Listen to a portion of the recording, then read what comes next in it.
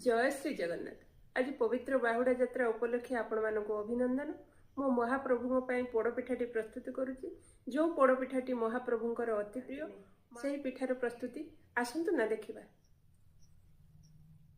खंड नड़िया गुआ नड़िया गुलमरीच मरीच गुआ घी छेना अटा जगांकर पोड़पिठाटी अत्यंत निरा से मु अटा गोटे गिना नहीं, छेना गोटे गिना, गुआ घी गोटे गिना,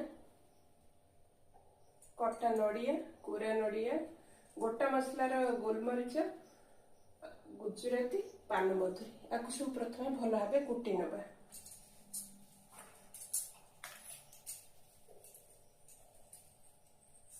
जगांकर पोड़पिठाटी पोड़ा जाए सेटा स्टीम हुए। स्टीम होला परे ताको गुआ घी रे छणा जाए।